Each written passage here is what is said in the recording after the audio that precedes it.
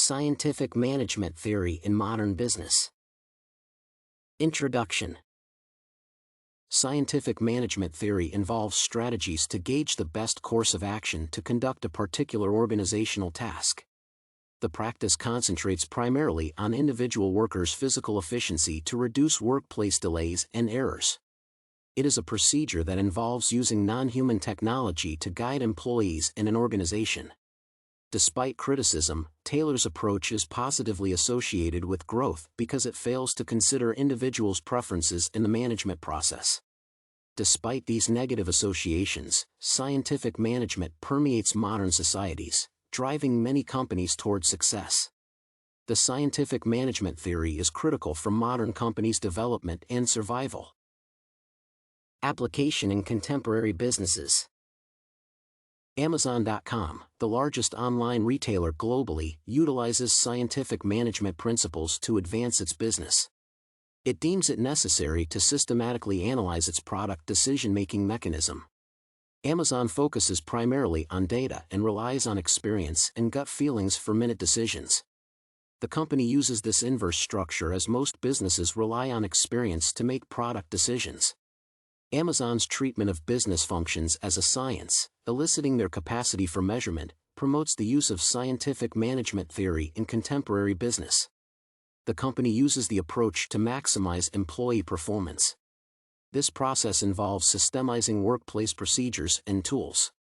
It is essential to note the organization's productivity would remain unaffected despite changes such as new employees or the dismissal of some personnel. As such, standardization is a critical tool that aids Amazon in maintaining service quality regardless of market conditions. McDonald's also employs scientific management principles to achieve organizational goals. It illustrates standardization mechanisms as in Amazon, where alterations in its labor force would not affect its service provision. While critics may argue that it reduces creativity, it is crucial to note that individuals purchase items like Coca-Cola products because they have a distinct flavor.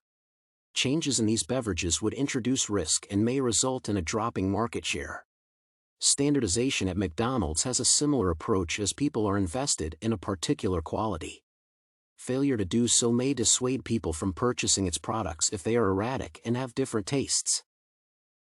Productivity and efficiency promotion. Apple Incorporated illustrates using Frederick Taylor's theory promotes productivity by using an assembly line. The organization produces one of the most sought-after products, the iPhone, and became the first to reach a $1 trillion market capitalization value. Its use of an assembly line is in line with scientific management through reduced time used to produce a product. The organization also showcases other tenets proposed by Taylor for scientific management through a goal-setting theory.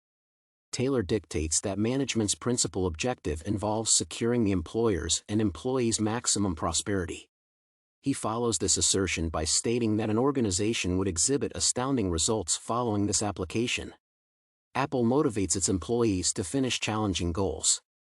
Integration of these scientific principles has provided Apple with the capacity to ascertain performance expectations, propagating efficient business processes. Apple aims to produce stellar products for individuals in its market, adopting a similar model with significant improvements over time. While the business has innovative components, Apple uses scientific management to influence its improvement processes. It has a distinct design for its products with notable features such as the home button on its iPhones. It also exhibits a highly compartmentalized workforce with low workforce turnover rates. The organization focuses on boosting its workforce's productive capacity to cheapen costs associated with time wastage as new workers are indoctrinated into the system. As posited by Taylor, strengthening productive capacity allows people to work more effectively. Relevance in the 21st century. Contemporary organizations benefit from scientific management through increased productivity. The theory focuses on the functions played by workers in a business entity. Its primary role, in this instance, involves ensuring each person becomes efficient, promoting overall efficiency at the workplace. The company would exhibit a higher production capacity, enabling it to meet its stakeholders' objectives. It is crucial to discern that Taylor deemed it necessary to analyze the motion and time used to achieve organizational goals. His studies provided a benchmark for optimal workplace operations. They also allowed companies to determine efficient and effective ways to conduct these operations, making discoveries based on his premises. As such, the theory is relevant in boosting a company's productivity. Furthermore, the theory's relevance in modern society stems from its capacity to boost the entity's overall profitability. Organizations that employ scientific management stand a better chance in global markets and can compete favorably due to their ability to maximize every stakeholder's efforts. It is prudent to attribute relative ease in developing offshore markets to Taylor's theory. They provided ways business entities could analyze labor techniques used by the company. This analysis encompasses most functions that many businesses have transferred from the U.S. to overseas. These methods are inadvertently cheaper and more effective as a business can operate in markets that are cheaper and closer to its production inputs. Socially responsible practices. Taylor's theory proposed that organizations should compensate individuals directly related to contribution per day.